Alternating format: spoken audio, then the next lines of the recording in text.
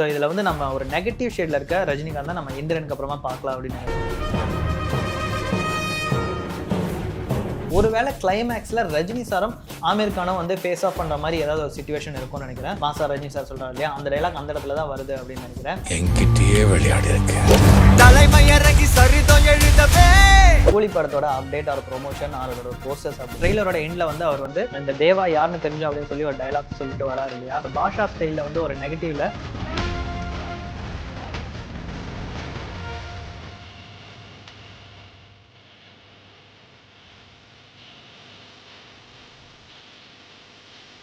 Delhi Tamil viewers எல்லாருக்கும் வணக்கம். நான் இந்த வீடியோவில் எதை பற்றி பேச போகிறேன் அப்படின்னா, ரீசெண்டாக இன்ஸ்டா பக்கமாக இருந்தாலும் ஃபேஸ்புக் பக்கமாக இருந்தாலும் இல்லை யூடியூப் பக்கம் அப்படின்னு சொல்லி எந்த சோஷியல் மீடியா பக்கம் போனாலும் சரி, நம்ம ஒரு விஷயத்தை மட்டும் தொடர்ந்து பார்த்துட்டே இருக்கோம். கூலி படத்தோட அப்டேட் ஆர் ப்ரொமோஷன் ஆர் அதோட போஸ்டர்ஸ் அப்படி. ஸோ அந்த கூலி படத்தோட ஹைப் அப்படிங்கிறது ஆல்ரெடி ரொம்ப ஹையாக தான் இருக்குது அப்படின்னு சொன்னோம். அதுக்கு முக்கியமான காரணம் சூப்பர் ஸ்டார் ரஜினிகாந்த் அண்ட் அதுக்கப்புறமா லோகேஷ் அண்ட் ரஜினி சார் அவங்க ரெண்டு பேரோட காம்பினேஷன். அதுக்கும் அப்புறமா நம்ம அனிருத் அவர்களோட மியூசிக் அப்படின்னு சொல்லலாம். ஸோ இந்த படத்தோட எக்ஸ்பெக்டேஷன் ஆல்ரெடி ரொம்ப ஹையாக இருக்கும்போதே இந்த படத்தோட ட்ரெய்லர் அப்படிங்கிறது ஆகஸ்ட் 2ஆம் தேதி வந்து ரிலீஸ் பண்ணியிருந்தாங்க. ஸோ அந்த ட்ரெய்லர் பார்த்ததுக்கு அப்புறம் இந்த படத்தோட ஹைப் கம்மி ஆயிடுச்சா அப்படின்னு கேட்டிங்க அப்படின்னா இன்னுமே ஜாஸ்தியாக இருக்கு அப்படின்னு தான் சொல்லணும். அதுக்கு காரணம் அந்த ட்ரெய்லரில் அவங்க வச்சிருக்க சில முக்கியமான விஷயங்கள் தான். ஸோ அந்த ட்ரெய்லரில் அப்படி என்னென்ன வச்சிருக்காங்க அப்படின்றத இந்த வீடியோவில் பார்க்கலாம். நம்ம லோகேஷ் கனகராஜ் எடுத்துட்டோம் அப்படின்னா இதுக்கு முன்னாடி அவரோட ட்ரெய்லர்லாம் பார்த்தோம்னா லியோவா இருக்கட்டும் விக்ரமா இருக்கட்டும், அந்த ட்ரெய்லர் எப்படி ஸ்டார்ட் ஆகும் அப்படின்னா ஒரு ப்ரோட்டகனிஸ்டோட வாய்ஸ் ஓவரை தான் ஸ்டார்ட் ஆகும். அதாவது விக்ரம்ல வந்து நம்ம கமல் சார் தான் வந்து வாய்ஸ் கொடுத்திருப்பாரு காடுன்னு எடுத்துக்கிட்டோம் அப்படின்னா சொல்லி, அண்ட் லியோலையுமே வந்து விஜய் சாரோட வாய்ஸ் தான் வந்திருக்கும்.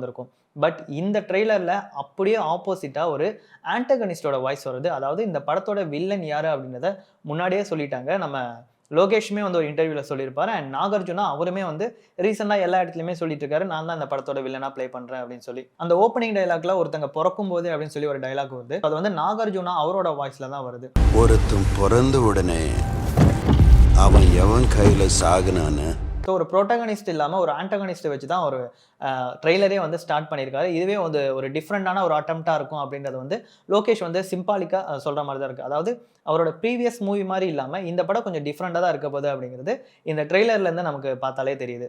தென் இந்த நாகார்ஜுனா கேரக்டர் இல்லாமல் அடுத்து வந்து ஒரு வாய்ஸ் வருது. அதாவது ஒருத்தனை ட்ரேஸே இல்லாமல் கொல்ல முடியும் அப்படின்னு இருந்துச்சு அப்படின்னா it can be a disaster அப்படின்னு சொல்லி ஒரு டைலாக் வருது. அதாவது இவங்க வந்து ஒரு டிவைஸ் ஒரு ஏதாவது ஒரு சம்திங் ஒரு விஷயத்தை பற்றி தான் பேசுகிறாங்க அப்படின்றது வந்து இந்த டைலாக் மூலமாக தெரியுது. அண்ட் அதுக்கப்புறமா வந்து காளி வெங்கட்டோட வாய்ஸ் தான் வந்து அடுத்ததாக வருது. அதாவது காளி வெங்கட் வந்து யார்கிட்டயோ இவங்களோட நெட்வொர்க் வந்து இந்த அளவுக்கு பெருசாக இருக்கிறதுக்கு காரணம் இவங்க இது மட்டும் இல்லை, இதை விட பயங்கரமாக ஏதோ ஒன்று விஷயம் பண்ணுறாங்க அப்படின்ற மாதிரி சொல்லியிருப்பாரு.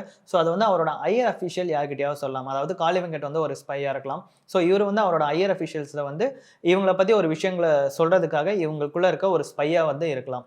ஸோ இதுக்கப்புறமா இது எங்கே போகுது அப்படின்னா ஷோபினை வந்து காட்டுறாங்க.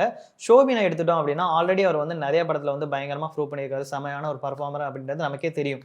ஸோ இந்த படத்தில் அவரோட கேரக்டர் வந்து ஒரு சின்ன ரோலாக இருக்குமா அப்படின்னு பார்த்தா ட்ரெய்லரில் அப்படி தான் காட்டுறாங்க. அதாவது அவர் வந்து ஒரு ஹார்பரில் இருக்கவங்கள பார்த்துக்கிற அந்த கூலிங்கில் பார்த்துக்கிற ஒரு ஆளாக தான் காட்டுறாங்க. அண்ட் அதே மாதிரி அதிகமான ஸ்க்ரீன் ப்ரெசன்ஸ் இந்த ட்ரெய்லரில் யாருக்கு இருக்குது அப்படின்னு பார்த்தீங்க அப்படின்னா நம்ம ஷோபினுக்கு தான் அதிகமாக இருக்குது அப்படின்னு சொல்லணும். அண்ட் அடுத்தது வந்து உபேந்திராவோட கேரக்டர் எடுத்துட்டோம் அப்படின்னா அவரோட கேரக்டர் பார்க்கும்போது இந்த ட்ரெய்லரில் எப்படி இருக்குன்னா இந்த ட்ரெய்லர் போர்ஷனில் அவர் வந்து ஒரு ஃப்ளாஷ்பேக்கில் ரஜினி சார் கூட இருக்க மாதிரி ஒரு கேரக்டராக தான் காமிக்கிறாங்க. அதாவது அவர் கூடயே இருக்காரா, ஃப்ரெண்டா இல்லை ஆப்போசிட் கேங்கா அப்படின்றது தெரியல. எதனால் அப்படின்னா ரெண்டு பேருமே சேம் யூனிஃபார்ம், ஒரு மகாராஷ்டிராவில் ஒரு பஸ்ஸில் ஒர்க் பண்ணுற ஒரு அதாவது மகாராஷ்டிரா பஸ் டிப்போவில் ஒர்க் பண்ணுற ஒரு கேரக்டராக தான் நம்ம உபேந்திராவை காட்டுறாங்க.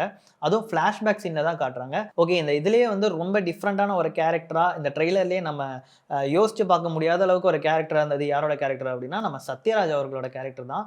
எதனாலன்னா அவர் வந்து மற்றவங்கள கூட நம்ம ஒரு கேங்ஸ்டராக இருப்பாங்க, அடியாளாக இருப்பாங்க, ஃப்ரெண்டாக இருப்பாங்க, இல்லை மெயின் வில்லனாக இருப்பாங்க அப்படின்னு சொல்லி ஒருத்தராக சொல்லிடலாம்.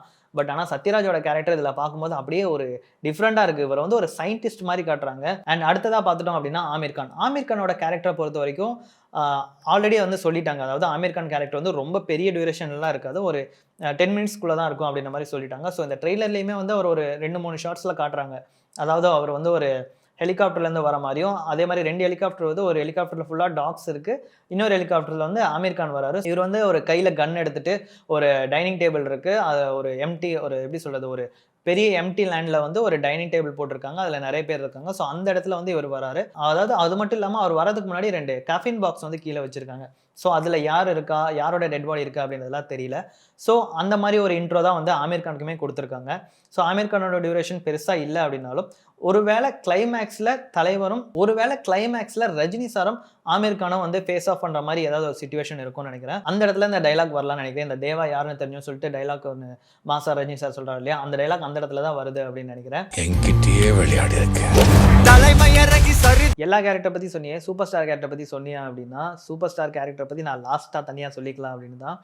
சூப்பர் ஸ்டார் கேரக்டர் பற்றி எடுத்துட்டோம் அப்படின்னா, அவர் வந்து தேவா அப்படிங்கிற ஒரு மேன்ஷனில் அவர் வந்து ஒரு மேன்ஷனை வச்சு நடத்திட்டு இருக்க மாதிரி ஒரு ஆளாக தெரிகிறாரு அப்படின்னாலும், அந்த மேன்ஷனை வந்து பவர் ஹவுஸ் சாங்கில் வேற மாதிரி காமிச்சிருந்தாங்க. ட்ரெய்லரோட எண்டில் வந்து அவர் வந்து இந்த தேவா யாருன்னு தெரிஞ்சோம் அப்படின்னு சொல்லி ஒரு டைலாக் சொல்லிட்டு வராரு இல்லையா, அந்த டைமில் அந்த டைலாக் பேசிட்டு வரும்போது நெகட்டிவ் பாஷா ஸ்டைலில் வந்து ஒரு நெகட்டிவ்ல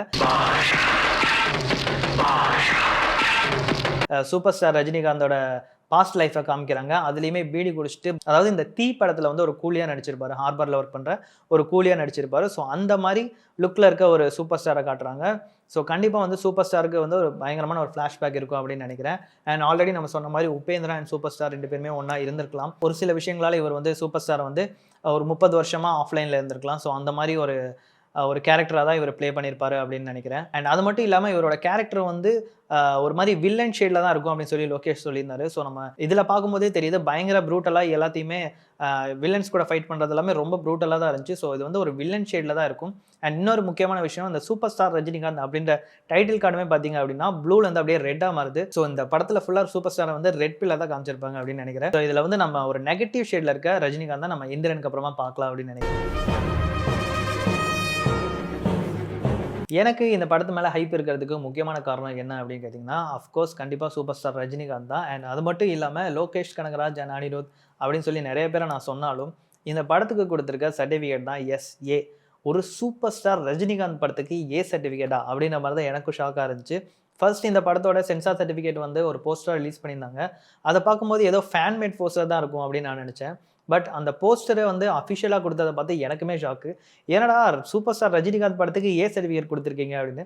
அதாவது அட்லீஸ்ட் ஒரு U/Aவாக இருந்துச்சுன்னா கூட, ஏன்னா ஒரு படத்தை வந்து ஃபேமிலியாக போய் பார்க்கக்கூடியவங்க, அதுவும் சின்ன குழந்தைங்களாம் ரஜினி சார் படத்தை வந்து ரொம்பவே விரும்பி பார்ப்பாங்க இல்லையா. ஸோ அந்த மாதிரி இருக்கும் அப்படின்னு தான் எதிர்பார்த்தேன். பட் யூவாக இருக்கலாம், இல்லை U/Aவாக இருக்கலாம் அப்படின்னு நம்ம தான் எக்ஸ்பெக்ட் பண்ணோம். பட் ஒரு அடல்ட் ஃபிலிமாக இருக்கும் அப்படின்றத கண்டிப்பாக எக்ஸ்பெக்ட் பண்ணவே இல்லை. இதுக்கு முன்னாடி அவரோட படங்கள்லாம் பார்த்துட்டோம் அப்படின்னா அதுவே ரொம்பவே ப்ரூட்டலாக தான் இருக்கும். அதுக்கே வந்து U/A சர்டிஃபிகேட் தான் கொடுத்துருப்பாங்க. பட் இந்த படத்துக்கு சர்டிஃபிகேட் கொடுத்துருக்காங்க அப்படின்னும் போது, அதாவது கண்டிப்பா ரொம்ப ப்ரூட்டலா இருக்க போகுது அப்படின்றது அப்பட்டமா தெரியுது. 2 பேரோட காம்பினேஷன் எந்த அளவுக்கு ஒர்க் அவுட் ஆயிருக்கு அப்படின்றத பார்க்கறதுக்காக தான் நானுமே ரொம்பவே ஆர்வமா இருக்கேன் அப்படின்னு தான் சொல்லணும்.